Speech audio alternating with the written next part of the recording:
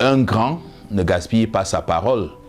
Il a fait des silences présidentiels un secret de polichinelle. Avec son mental d'acier, il a fait des arts martiaux son arme secrète. Il valait mieux s'écraser quand on le voit venir. Non, ce n'est pas Francis Ngannou. Lui, c'est François Mac Modiom, passionné des arts martiaux, journaliste, enseignant. Major de promotion, on m'a instruit, pour ainsi dire, d'enseigner. À côté de lui, c'est pratiquement une formation militaire. Avec son micro majeur en politude, il signe les chroniques de la politique intérieure du Cameroun. Vous êtes l'œil et l'oreille du public. Voici l'histoire d'un journaliste chevronné au caractère martial.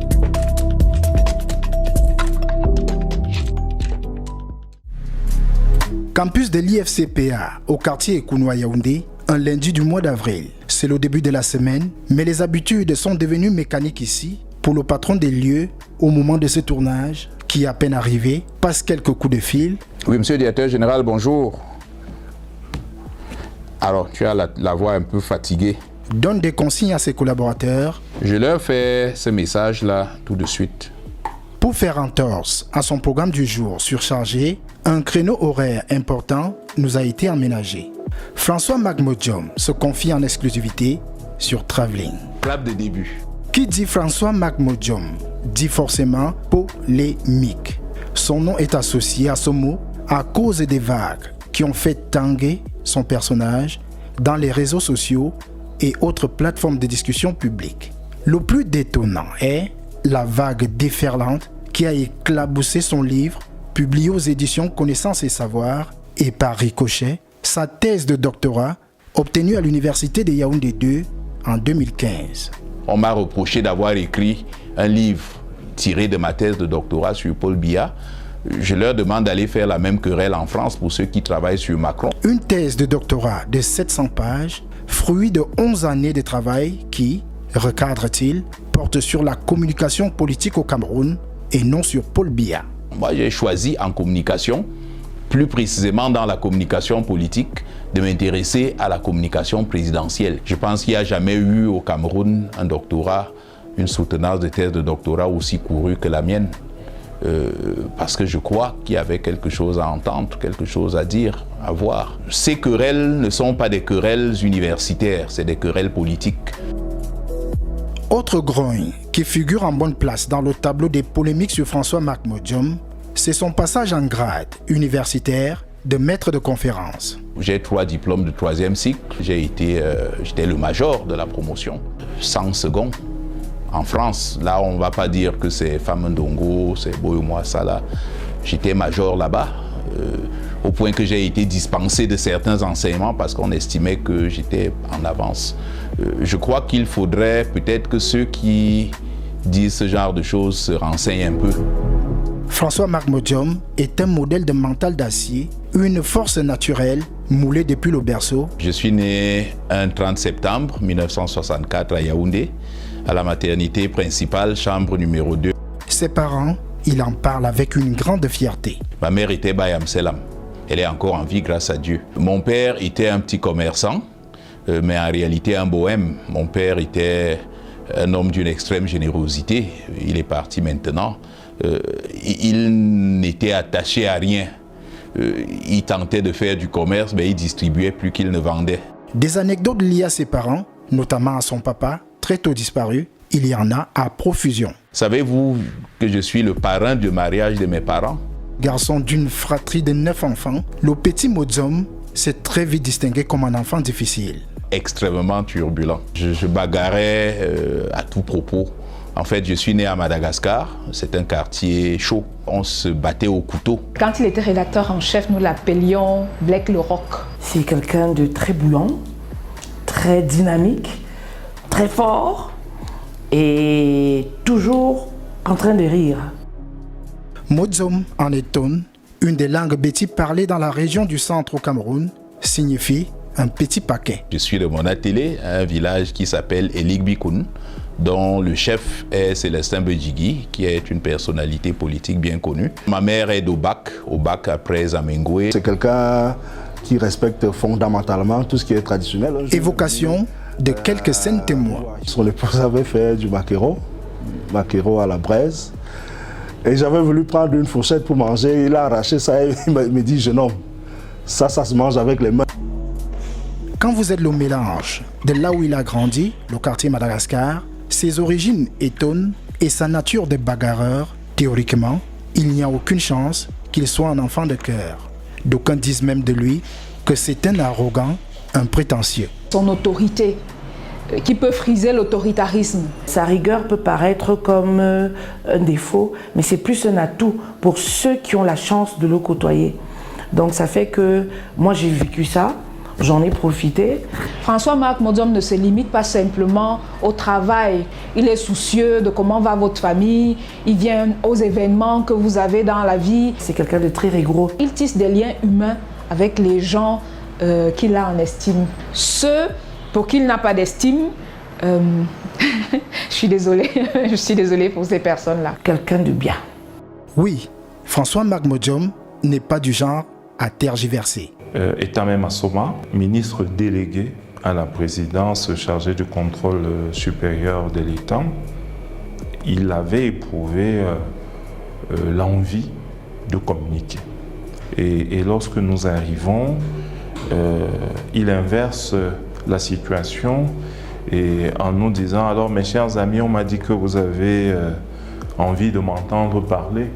Et François-Marc n'a pas accepté le discours diplomatique et lui a dit « Monsieur le ministre, cessez de nous tourner en bourrique. On nous a dit que vous voulez communiquer, c'est pour ça que nous sommes là. Alors si vous voulez parler, parlez. » Un style direct qui sied avec sa discipline de vie, s'accordant avec un autre type d'enseignement, la maîtrise de soi à travers les arts martiaux. Je me dis que c'est grâce à ça qu'il s'est contenté souvent de dire des mots, parce qu'autrement il aurait pu y aller des mains aussi peut-être des fois. Son physique est prédisposé à d'éventuelles attaques. Si toutefois, vous êtes gangréné par le goût du risque, Maître Modiom est ceinture noire 3e dan. Pour se payer le luxe de le voir à l'œuvre, nous l'avons suivi dans l'une de ses séances d'entraînement. Changement de tenue. C'est la discipline qui m'a semblé être la plus proche et de mes aspirations et de mon tempérament et surtout de mes activités. Fort de cette fougue et dans ses errements, François-Marc Modiom a même tenté une carrière militaire. Dans les années 80, il a fait une préparation militaire supérieure. Que dire donc de son parcours scolaire? J'ai commencé l'école, pour le dire simplement, dans un centre d'alphabétisation. Et puis je suis entré à l'école au Jardin 2. La maîtresse se rend compte que je sais déjà lire. Et puis elle s'exclame et dit « Mais cet enfant, lui, il sait déjà lire, qu'est-ce qu'il va faire au Jardin 1 ?» C'est comme ça que je suis surclassé au Jardin 2. J'ai été l'un des tout rares à partir de l'école de la mission catholique de Mokolo, où j'ai passé mon cycle primaire pour le lycée Leclerc, parce que être admis au concours du lycée Leclerc à l'époque, c'était une prouesse, où j'ai passé mes 7 années de secondaire. Et puis j'ai eu le bac. Au bac, j'étais le premier du centre de Yaoundé. Il souhaitait aller en Allemagne. Je voyais en la perspective d'aller faire des études en Europe la chance de sauver ma famille. Donc j'ai été le premier au bac pour cela, en travaillant dur. Et puis malheureusement, une semaine après les résultats du bac, j'ai eu la très désagréable surprise de ne pas être retenu comme boursier. Son entrée à l'ESTI en 1984 va se faire au Forçat. Je suis rédacteur en chef du journal du lycée Leclerc, le Griot. Et puis un jour, un de mes enseignants, Casimir Essa, de regrettée mémoire, il était prof d'anglais, parce qu'il m'encadrait aussi, c'est l'autre côté de ma petite vie, je faisais du théâtre. Un jour, il m'appelle, il me dit « Qu'est-ce que tu vas faire après le bac, toi ?» Je lui ai dit « J'irai en Allemagne ». J'ai demandé à aller en Allemagne. Il me dit « Pour faire quoi ?» Je lui ai dit « Bon, je sais pas, étudier n'importe quoi, pourvu que je sois en Allemagne. » Et puis il m'a dit « Est-ce que tu as songé à être journaliste ?» Je lui ai dit « Non ».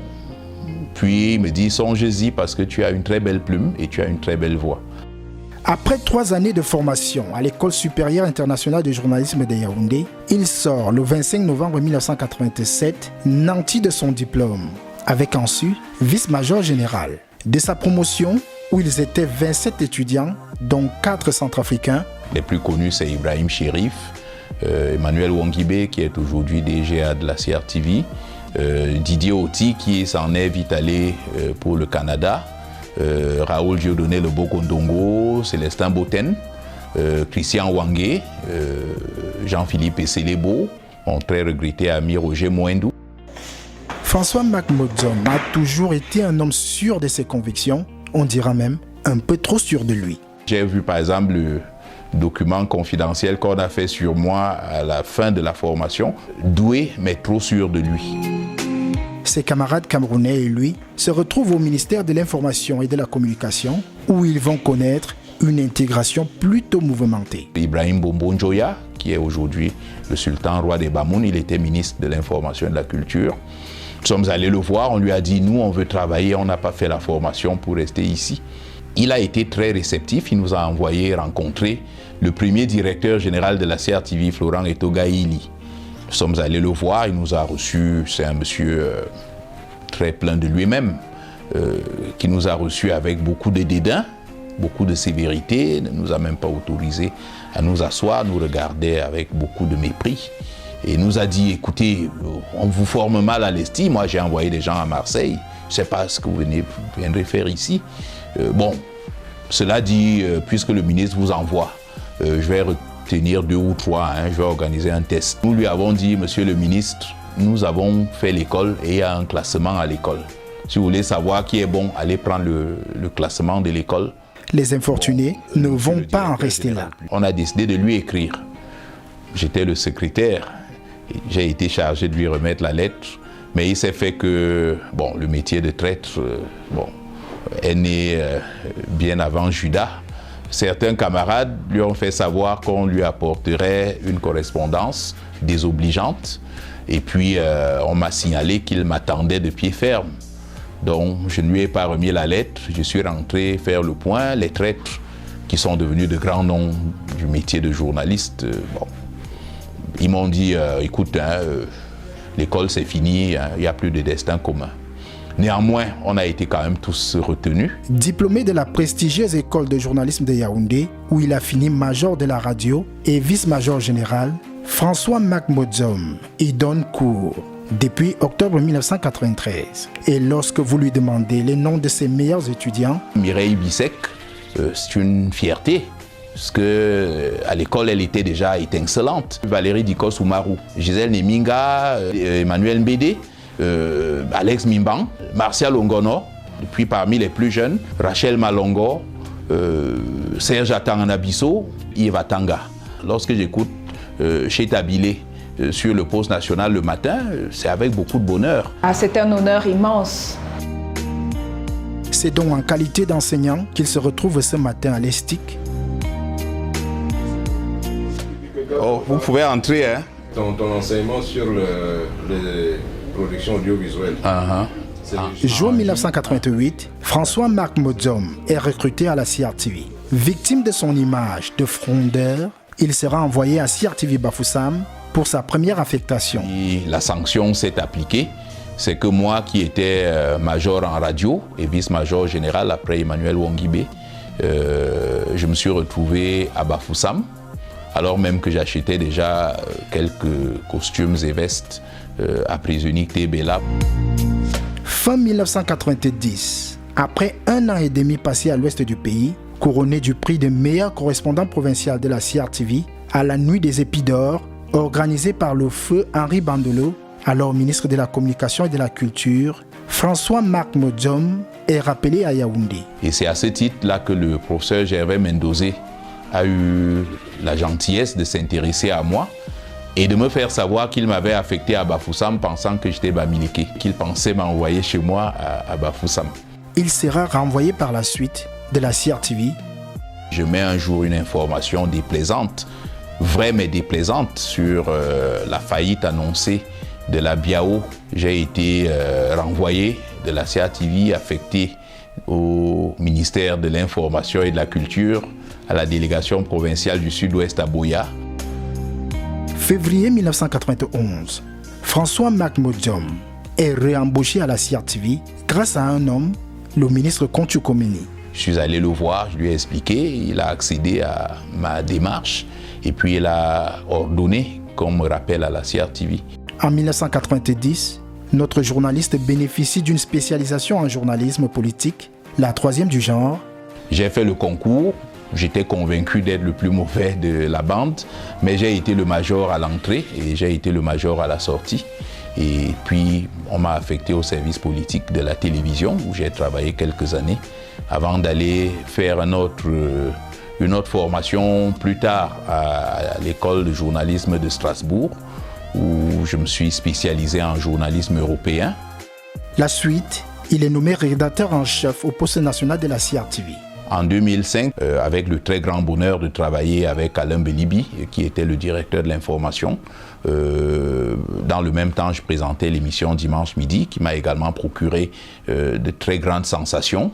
Et puis, je suis parti de là en 2015. Après avoir balayé le premier jet des polémiques qui le visaient, voici comment il va faire face à des multiples blocages par la suite. Sa montée en grade comme grand reporter, puis éditorialiste. Je ne suis pas vraiment d'un tempérament à cirer les bottes, y compris au patron, au ministre Augustin Kontchouko-Meni, qui, ayant reçu une proposition de promotion de grand reporter, a demandé pourquoi je n'étais pas sur la liste. Enfin, le ministre s'est fait répondre que j'étais quelqu'un de trop imbu de lui-même et que si on me nommait grand reporter, je risquais d'être incontrôlable. Et le ministre a dit, mais on n'est pas là pour... On note pas le comportement, on note la capacité. Je crois que c'est le meilleur en journalisme politique. Un jour, le directeur général, Gervais Mendozé, lance une sélection d'éditorialistes. Chose tout à fait absurde.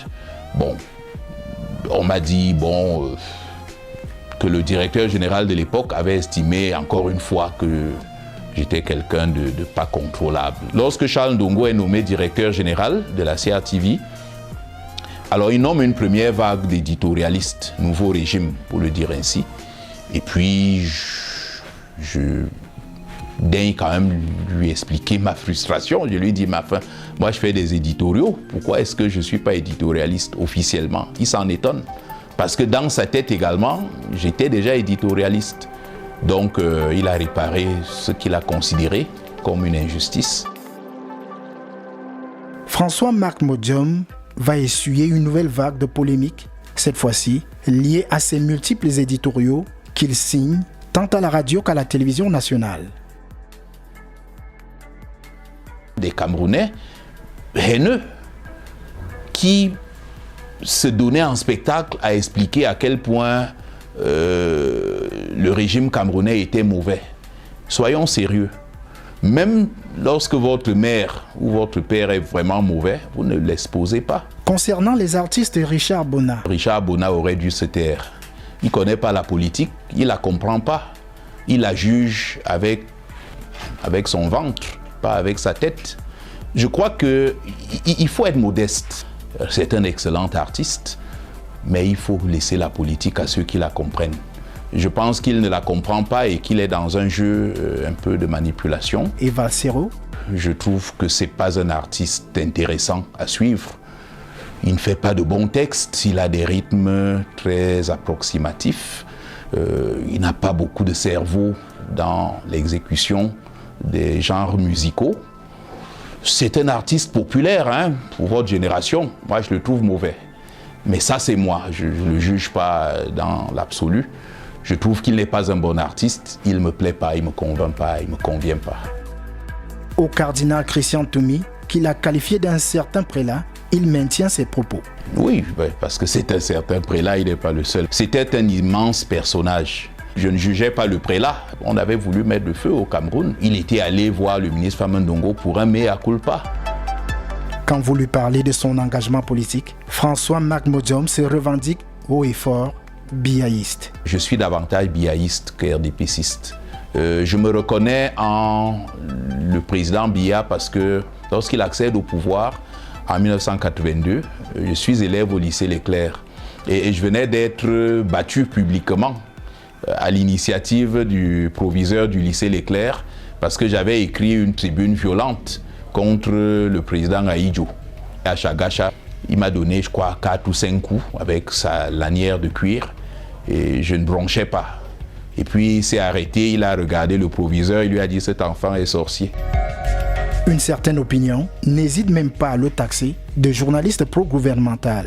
À cela, il répond: bon, c'est leur problème. Je travaille dans un organe qui est la CRTV, qui est un média de service public, d'obédience pro-gouvernementale. Soyons honnêtes, tous les journalistes prennent parti. Moi, je pense que François-Marc Modiom fait preuve d'honnêteté, de sincérité et de franchise. Et chacun dans sa posture devrait faire pareil. Au moins, on saurait qui est qui. Il est arrivé de voir François-Marc rabrouer des membres du gouvernement. Certains sont encore en fonction aujourd'hui. Je l'ai vécu moi-même. Donc, je peux vous dire qu'il sait prendre les distances, il sait faire la part des choses. Je ne sais pas s'il est militant d'un parti politique. Je n'ai pas une carte du RDPC. Je suis membre d'une commission communale du RDPC à Monatélé. Auteur de plus de 2000 éditoriaux et articles correspondants, François-Marc Modiom a le bagou et la verve. Ses préférences sont éclectiques, mais il ne fait aucune concession à la médiocrité. Cameroun Tribune, mutation, pas toujours mais beaucoup, Le Messager. Le Jour un peu moins, parce que bon, je trouve que c'est un journal un peu léger. Sa langue, il ne l'a pas dans la poche. Les coups, il en donne comme il reçoit. J'adore l'impopularité parce que j'ai pas besoin, je suis pas un élu. Rassurez-vous, il n'y a pas que les coups bas qu'il reçoit. Le bonheur, il le vit aussi pleinement au quotidien avec Marie-Madeleine, son épouse, et tous ses enfants. Je suis marié à une femme exceptionnelle depuis 1996. C'est avec un brin de nostalgie qu'il nous raconte d'ailleurs sa love story. Celle qui allait devenir mon épouse était une gamine, toute petite fille qui passait devant l'endroit où j'attendais le bus de l'Esti à l'époque. Et puis un jour, je l'ai vue dans un bus de la Sotuc, dans les secousses du bus. Je me suis trouvé à la bousculer un peu. Elle s'en est plainte et je l'ai regardée dans les yeux et je lui ai dit « Vous savez que je vais vous épouser. J'ai 6 enfants. » Autre entité qui lui procure aussi un égal bonheur, les journalistes qui l'ont marqué. Il en frétille même à la seule évocation de leur nom. Jean-Claude Autou, celui auquel j'ai voulu le plus ressembler quand j'entrais à l'école, c'était Gerba Malam. Charles Ndongo, Malin Belibi, Gervais Mbarga, Antoine Maringono, comme Zachary Niman, Dieudonné Mbarga, chacun dans son style. Évidemment, à côté de cela, il y a d'énormes déchets. L'immensité et la densité de son parcours lui confèrent assurément une certaine légitimité d'analyse du paysage audiovisuel camerounais. À l'endroit de ses directeurs généraux et de la structure qu'il emploie, il a ces mots. Gervais Mendozé. Il pouvait se montrer extrêmement généreux, tout comme il pouvait se montrer extrêmement agaçant. Je lui dois beaucoup en tant que personne, parce que chacun de nous a tiré quelque chose de lui, de sa générosité spontanée. Adamou Vamoulke. Tempérament différent, mais j'ai aimé son détachement. Il avait une réponse que j'adorais. Lorsqu'il y a eu les arrestations des directeurs généraux au Ndondon, je l'ai appelé 2-3 fois, je lui disais, monsieur le directeur général, il faut nous autoriser à mettre, on est largué, la concurrence, tout ça. Et puis à un moment, il m'a dit, monsieur Modiom, vous me fatiguez. Si vous pensez que cette information mérite d'être mise à l'antenne, mettez-la à l'antenne. Mais s'il y a un problème, je vous lâche. Charles Ndongo. J'ai quasiment jamais vu quelqu'un d'aussi accompagnant lorsque vous êtes dans le besoin d'affection. Oui, monsieur le directeur général, bonjour. CRTV. C'est une maison qui manque de discipline parfois, qui a peut-être parfois la faiblesse de faire du social dans les recrutements. Et donc dans la qualité de l'antenne, parce que parfois lorsqu'on écoute certains collègues à l'antenne, on se demande ce qu'ils font là. Equinox a pris fait et cause pour des causes qui ne sont pas toujours professionnellement défendables. Vision 4. Les querelles de personnes pénalisent cette antenne. Je crois qu'elle aurait dû ou pu mieux fédérer les compétences. Canal 2 International. Professionnellement, ils se sont beaucoup améliorés. Maintenant, je trouve qu'il y a une certaine instabilité de ces talents. Ce soir du 25 juin, il est nommé directeur central du pôle radio de la CRTV. Un retour à la case départ comme numéro 1. Blake Le Roc est de retour. Nous t'avons toujours appelé le père parce que tu nous as quasiment recueillis à la tombée du nid dans cette profession. Il faut parfois savoir arrondir les choses. Je pense qu'il est temps de ramollir un peu les positions. De toutes les façons, à cet âge-là, est-ce qu'on peut même changer? Je pense pas. Je t'embrasse très fort. Des polémiques, des blocages, François-Marc Modiom en a connu des vertes et des pas mûres dans sa vie de journaliste. Mais sa détermination et sa résistance sont si fortes qu'il peut survoler tout type d'obstacles et continuer son bonhomme de chemin à la quête de nouveaux challenges, d'un nouveau grade ou d'un poste supérieur. C'est comme une évidence à sa vie sur un air de négro spirituel. I have done forbidden things I shouldn't do. Asked the beggar along the way if he could tell me where to stay, where I could find real happiness and love that true. Je suis, ou plutôt j'étais François-Marc Modiom, puisqu'on va se quitter. J'ai été très heureux d'être avec vous sur Traveling. C'est le clap de fin. There is no more pain. The sun will shine across the river.